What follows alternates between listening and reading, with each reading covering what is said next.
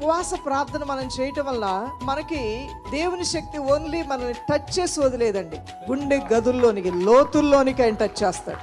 నీ అంతరంగంలోనికి చొచ్చుకొని వెళ్తుంది దైవశక్తి. నీ మూలుగుల్లోనికి, నీ ఎముకములోనికి దేవుని శక్తి ప్రవాహం వెళ్తూ ఉంది. నిన్ను పూర్తిగా ఆయన ఆధీనం చేసుకుంటాడు, పూర్తిగా ఆయన ఏలుబడి చేస్తాడు.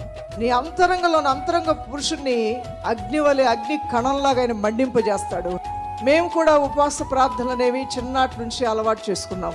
మా దైవ సేవకులు ఉపవాస ప్రార్థన యొక్క ప్రాముఖ్యత చెప్పటం వలన 21 దినములు ఉపవాస ప్రార్థన చేసిన అనుభవం ఉంది. 3 పగళ్ళు 3 రాత్రులు మంచినీళ్ళు తాగుతూ ఉపవాస ప్రార్థన చేసిన అనుభవం ఉంది. 40 దినాలు ఉపవాస ప్రార్థన, ఇవన్నీ కూడా ఆత్మీయ అనుభవాలు గుండా వెళ్ళాం. అలా దైవ భక్తితో, దేవుని పట్ల ఉన్న ప్రేమతో, సంతోషంతో, ఆనందంతో ప్రార్థన చేస్తుంటే దేవుడు నా కోసం ఇంకో పుస్తకం రాయటం ప్రారంభించాడు.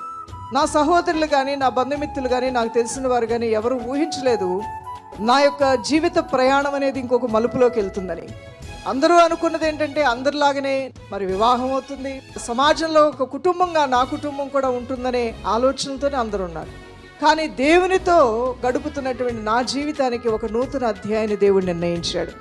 అది ఒక మామూలు ప్రయాణం కన్నా ఒక అద్వితీయమైన ఆత్మీయ ప్రయాణంగా, ఆత్మీయ నాయకత్వంగా, ఆత్మీయ సేవకురాలుగా దేవుని యొక్క రాజ్యాన్ని కట్టుట్లో ఒక పాలిభాగస్తురాలుగా ఉండాలనే నిర్ణయం దైవ నిర్ణయం, అది మా నిర్ణయం కాదు దైవజనమ. ఇది ఒక ఉదాహరణగా మాత్రమే మేము చెప్తూ ఉన్నాం.